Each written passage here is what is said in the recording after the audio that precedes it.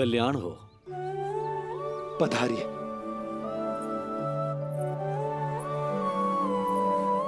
आया तो था मैं रानी रोहिणी के भवन में, पर पता नहीं कैसे यहाँ खींचा चला आया। विराजिए गुरुदेव।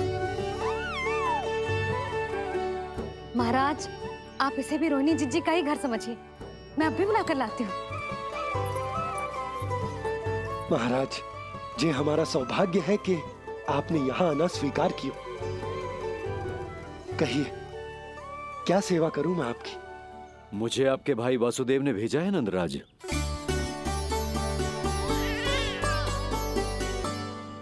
प्रणाम गुरुदेव। स्वामी जी ने आपसे इतनी दूर आने का आग्रह किया है, अवश्य ही कोई बड़ा कारण होगा।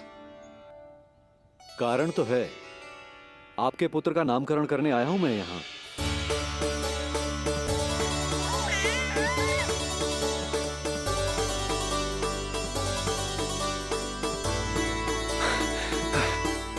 ऋषिवर, तब तो आप अत्यंत ही शुभ दिन पधारे।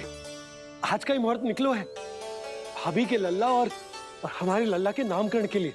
परंतु पंडित जी गांव से बाहर हैं, इसीलिए आप। अब तो आप यहाँ आ गए हो, आप हमारे भी लल्ला का नामकरण कर दो ना। पुत्री, ये क्या कह रही हो तुम?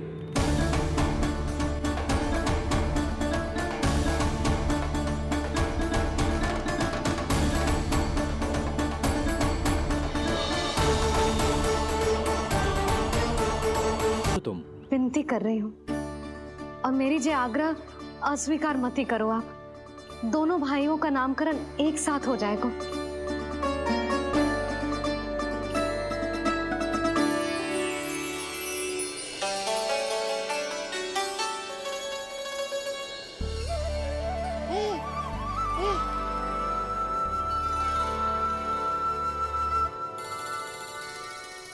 कितने प्यारे और निर्दोष बालक हैं।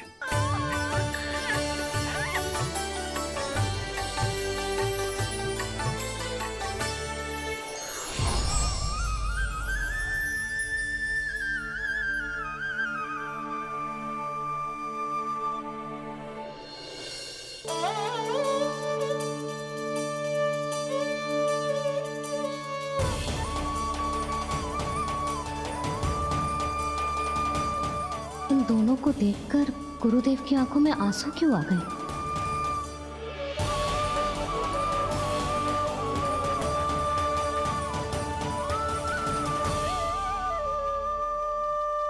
ये क्या कर रहे हैं ऋषिवर? संभालिए अपने आप को, नहीं तो मेरा रहस्य खुल जाएगा आज। अरे ऋषिवर, हाथ मत जोड़िए। इससे पहले कि गड़बड़ हो जाए, अपनी नमस्कार मुद्रा को आशीर्वाद मुद्रा में बदल दीजिए। बात को समझिए। मैंने ये अवतार मैया और लल्ला के अद्भुत संबंध का अनुभव करने के लिए लिया है, पर आपकी भावुकता के कारण यदि मैया को मेरा सत्य पता चल गया तो ये संबंध ही बदल जाएगा।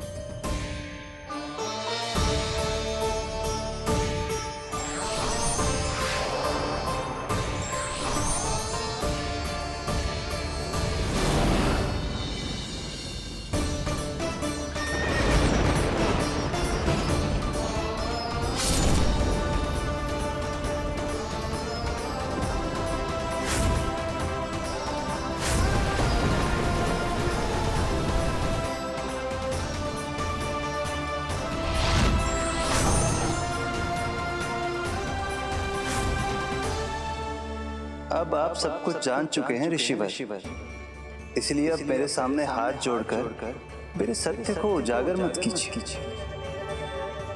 अपने शिष्य वसुदेव के पुत्र के रूप में मुझे आशीर्वाद दीजिए।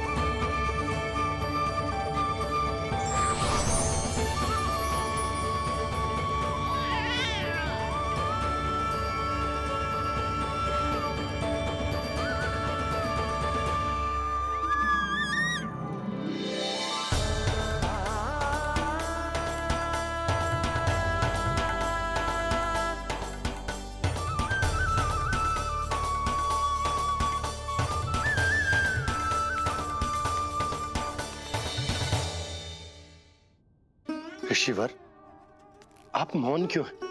और आपकी आंखों में आंसू, सब कुछ ठीक है ना? अब तो आप हमारे लल्ला का नामकरण करोगे ना? इन दोनों का नामकरण करना मेरा सौभाग्य होगा पुत्री।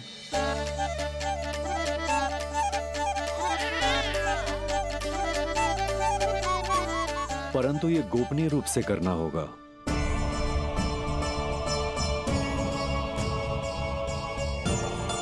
अवश्य ही स्वामी का आग्रह होगा, ताकि कंस की बुरी दृष्टि हमारे पुत्र पर ना पड़े। ये तो बहुत महान ऋषि हैं, इन्हें कंस के अत्याचारों के बारे में अवश्य पता होगा। अपनी संतान का नामकरण संस्कार करना एक मां के लिए उत्सव से कम नहीं होता है, पर यह छुपकर करना होगा। आप दोनों को स्वीकार तो है ना? जैसी आपकी आज्ञा गुरुदेव। स्वीकार है गुरुदेव। तो फिर कहाँ करना है हमें नामकरण का प्रबंध? गुरुदेव, मंदिर सही रहेगा? उससे पवित्र स्थान तो हो ही नहीं सकता है। ऋषिवर, आप तनिक विश्राम कीजिए, हम लोग प्रबंध करते हैं। मैं कुछ समय इन बालकों के साथ व्यतीत करना चाहूंगा। ये तो इनका सौभाग्य होगा। हमें आज्ञा दीजिए।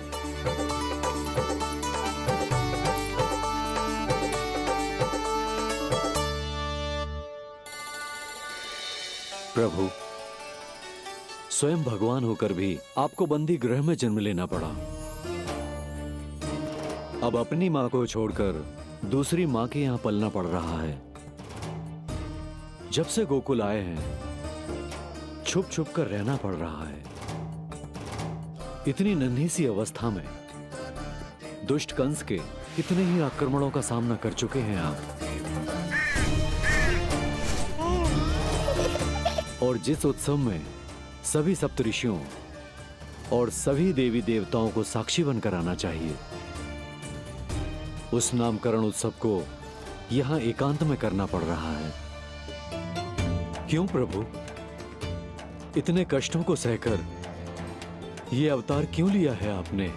दुष्टों का नाश करने के लिए, धर्म की स्थापना करने के लिए और सबसे अधिक मैया की ममता का अनुभव करने के लिए।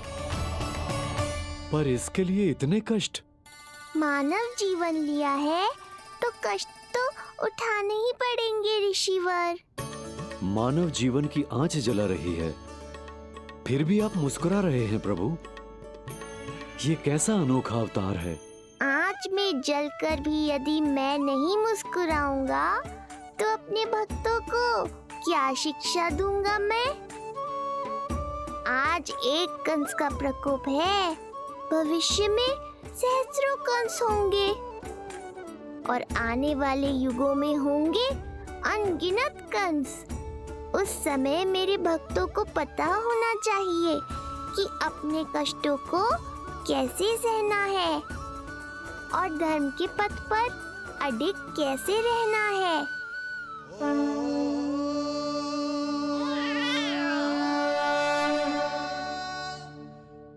आप धन्य हैं प्रभु। देखा अस्ति, जब सिंह दहाड़ता है तो वन के सभी जीव जंतु इकट्ठे हो ही जाते हैं। वो सब जो मेरा विश्वास पात्र होने का अधिकार और ये सिंहासन पाना चाहते हैं, सामने आए। बुद्धि के बिना बल अपंग होता है महाराज, और मेरे पास बुद्धि और बल दोनों हैं। आप केवल आदेश दीजिए किसका संहार करना है।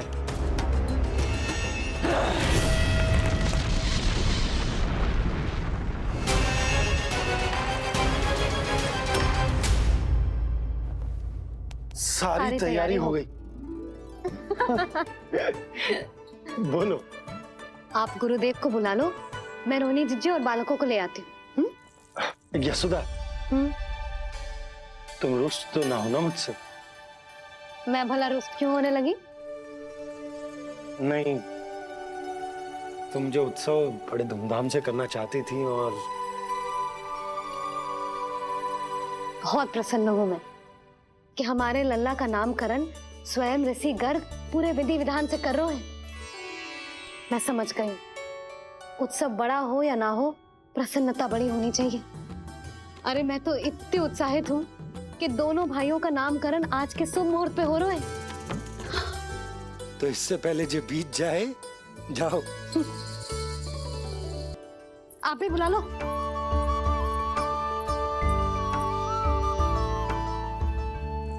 यहाँ सब के सब एक से बढ़कर एक है, तो फिर अपने कार्य के लिए किसका चुनाव सबसे पहले करूं? मेरा सामर्थ्य तो आपने अभी तक देखा ही नहीं महाराज। चुटकी बजाकर शत्रुओं का विनाश कर सकता हूं मैं।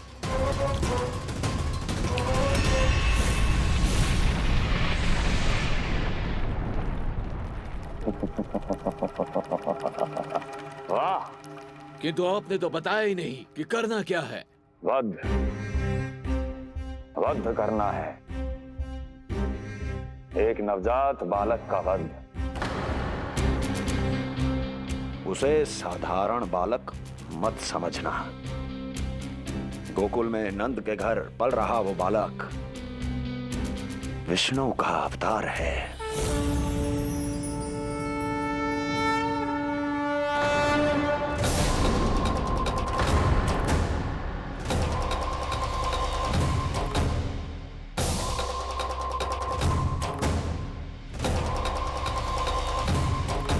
क्या हुआ?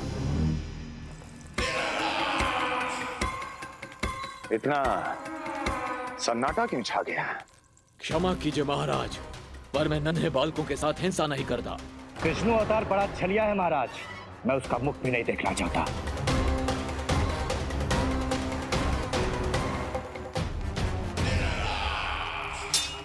जाने दो इन्हें। वैसे भी इस सिंहासन के लिए मुझे कायरों की कोई आवश्यकता नहीं। जाने दो।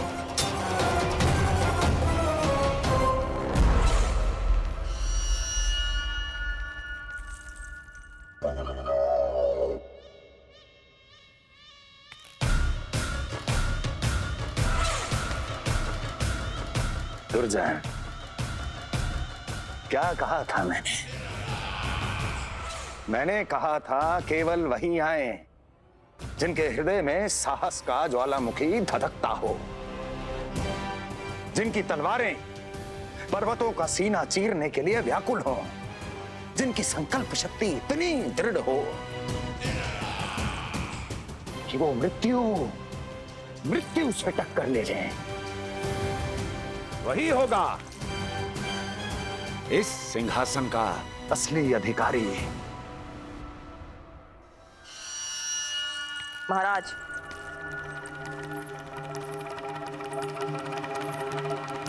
ना तो आपके दिए इस सम्मान का कोई मूल्य रह गया है और ना ही आपके भय का। अभी अभी आपने ही कहा था ना कि जब वन में कोई सिंह दहाड़ता है तो उस वन के सभी जीव जंतु एक जगह एकत्रित हो जाते हैं, परंतु उसी वन में जब कोई बब्बर सिंह दहाड़ता है तो वही जीव जंतु भय के मारे इधर उधर भागने लगते हैं। निश्चित ही वो बालक इन सब के लिए बब्बर सिंह बन चुका है। उसका भय हमारे साम्राज्य की नींव हिला रहा है महाराज।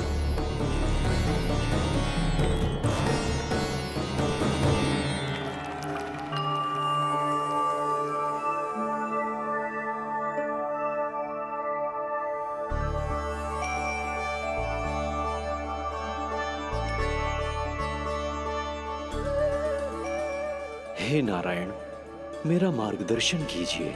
हे मां सरस्वती, मुझे आशीर्वाद दीजिए ताकि मैं दोनों बालकों के लिए सर्वोत्तम नामों का चुनाव कर पाऊं।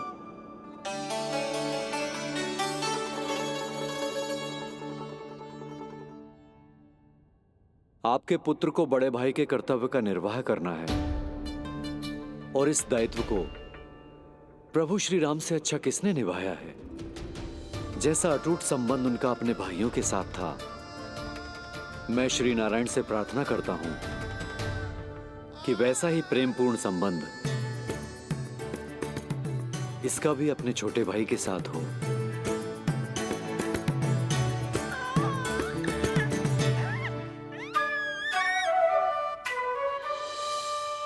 इसीलिए इसका नाम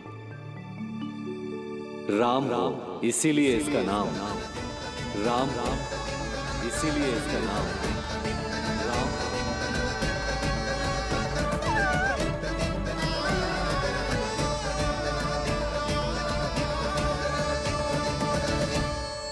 बड़े भाई में आदर्श, न्याय, संकल्प बल के साथ साथ शारीरिक बल भी होना चाहिए। मैं देख पा रहा हूं ये बालक इन सब बलों के लिए जाना जाएगा। इसलिए जो नाम इसके व्यक्तित्व के लिए सबसे उचित है वो है बलराम। बलराम, बलराम।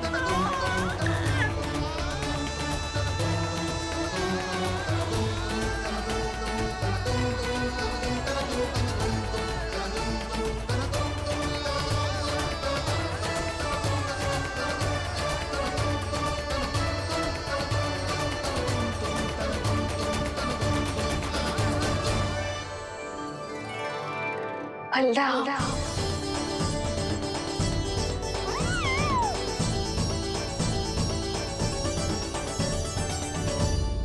तो फिर उसका नाम बल राम रखना। कैसा अद्भुत संयोग है रिसीवर। जब इसके जन्म की सूचना देने मैं वसुदेव भैया के पास मथुरा गया था, तब उन्होंने भी यही नाम रखा था, बलराम। ये संयोग नहीं, नारायण की इच्छा है नंदराज। बलराम से अधिक उपयुक्त नाम इस बलराम के लिए कुछ और हो ही नहीं सकता है। पर मैं तो दाऊ कहकर ही बुलाऊंगा इन्हें, बलदाऊ।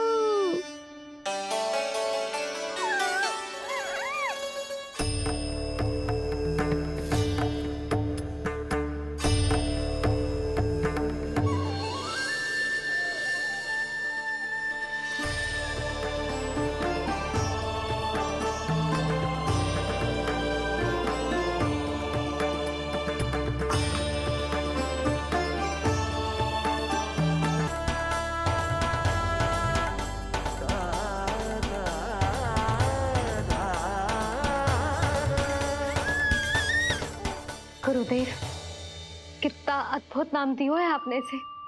अब मेरे लल्ला को भी ऐसा ही कोई उत्तम सा नाम दे दो।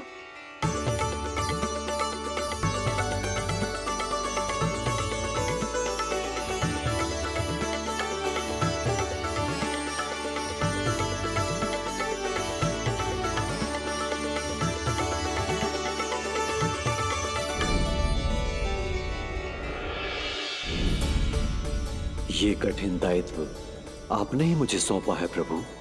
इसे निभाने की क्षमता भी आप ही दीजिए।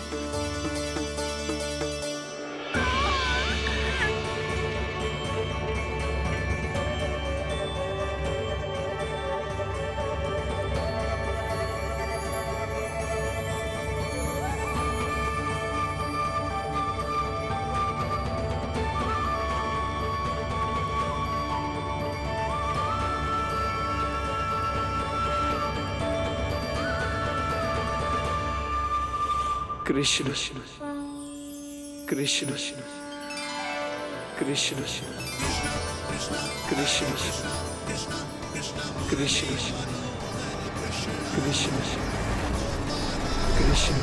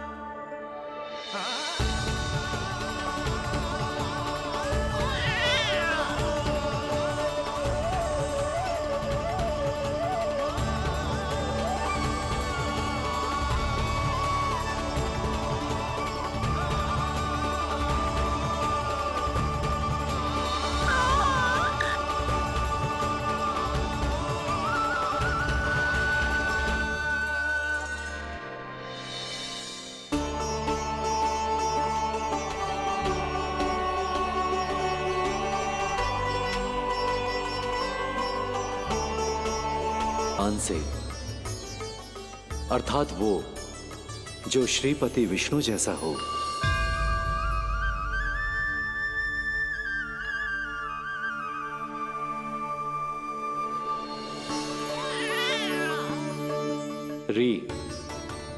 री की उत्पत्ति हुई है श्री राम से, अर्थात वो जो सबके हृदय में बस जाए। श ऐश्वर्य के स्वामी विष्णु के लिए, अर्थात वो जो समृद्धि लेकर आए।